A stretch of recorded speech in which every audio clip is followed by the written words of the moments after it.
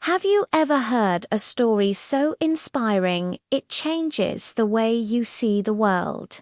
Today, we are diving into the incredible life of a man who rose from humble beginnings to become a nation's hero, a brilliant scientist, and a beloved president.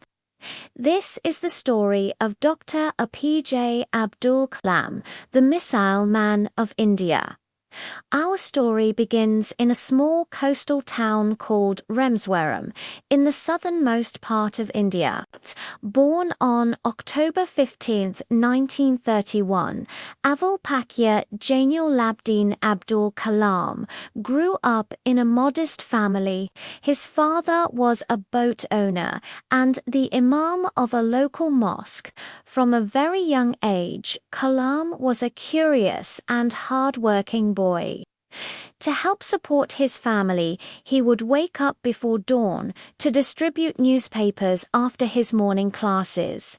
Imagine that, a young boy juggling school and work, all while dreaming of the sky. His fascination with flight started early.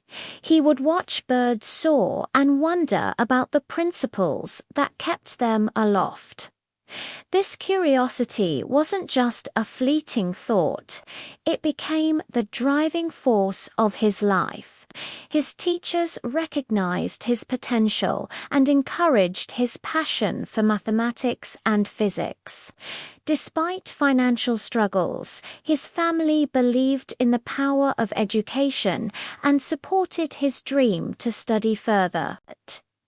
He often said, "Dream is not that which you see while sleeping. It is something that does not let you sleep." And for Kalam, the dream was to fly. He left Rameswaram to study physics and then aerospace engineering at the Madras Institute of Technology. It was a huge step, but his determination was unwavering. However, his path wasn't always smooth. One of his biggest early dreams was to become a fighter pilot for the Indian Air Force. He worked tirelessly and came incredibly close, ranking 9th in the selection process. But there were only 8 positions available. He was heartbroken. For a moment, it felt like his dream had shattered. But as one door closed, another, much larger one, was about to open. Instead of giving up, Kalam channeled his energy and knowledge into science. He joined the Defense Research and Development Organization, known as DRDO, in 1960. His early projects were small, like designing a small helicopter for the Indian Army. But his brilliance was already evident.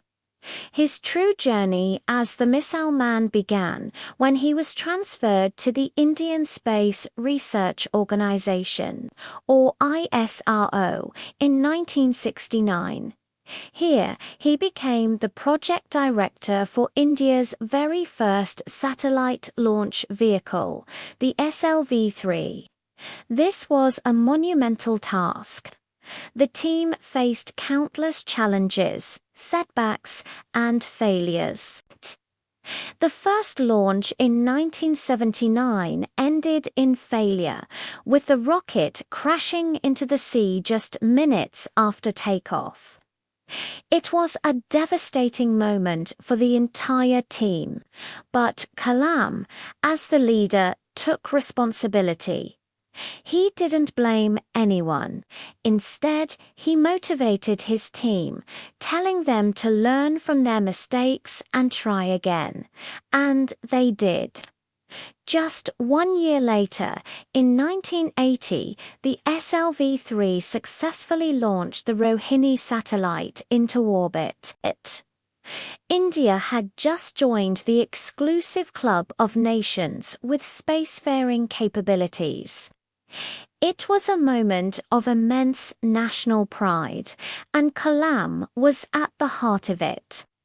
This success taught him a powerful lesson about leadership and resilience. Don't read success stories, you will only get a message. Read failure stories, you will get some ideas to get success. His work didn't stop there.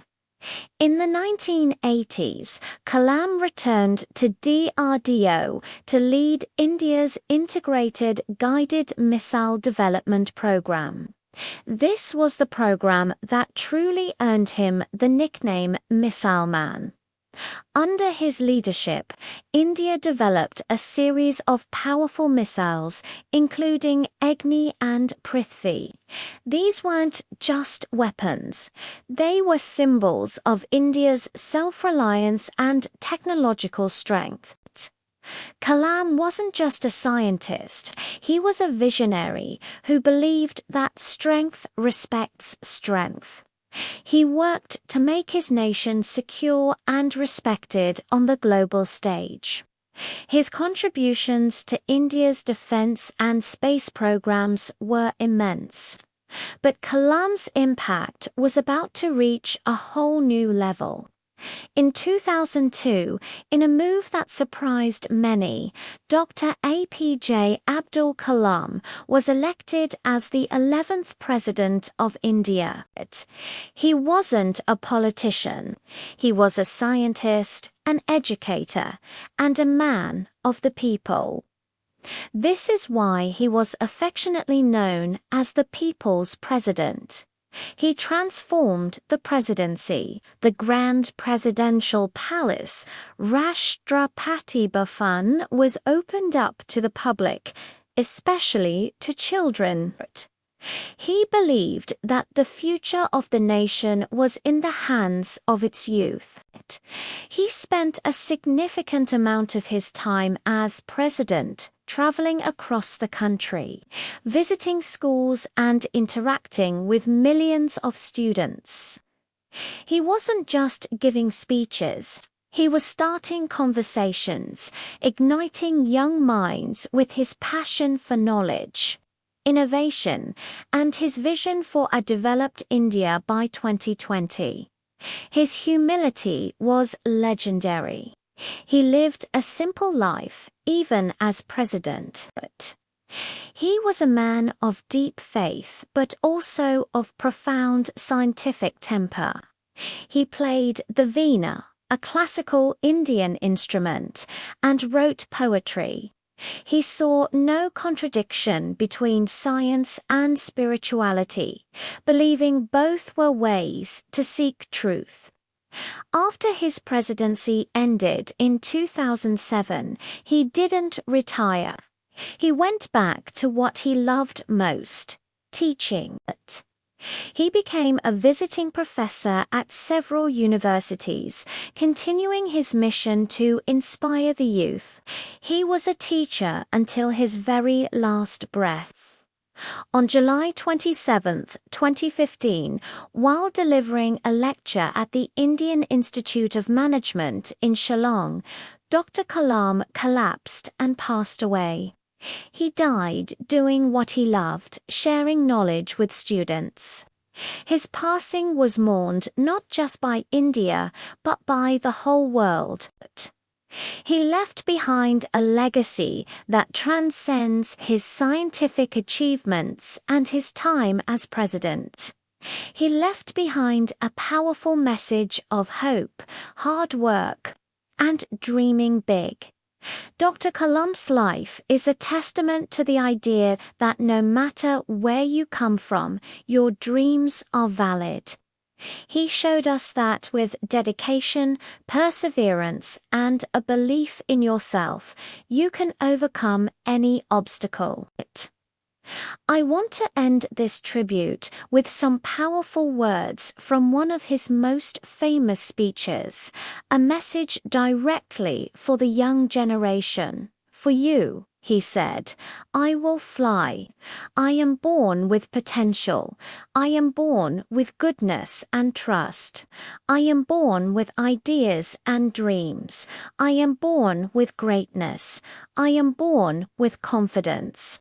I am born with wings. So I am not meant for crawling. I have wings. I will fly. I will fly and fly. Let these words resonate with you. Remember the boy from Ramswareham who dreamed of the skies and ended up reaching the stars, carrying his nation with him. Be inspired by his life, learn from his failures, and never, ever stop dreaming. Thank you so much for joining me on this journey through the life of a true legend. If this story inspired you, please hit that like button, share it with someone who needs to hear it, and subscribe for more stories of incredible people who changed the world. Until next time, keep your wings ready to fly.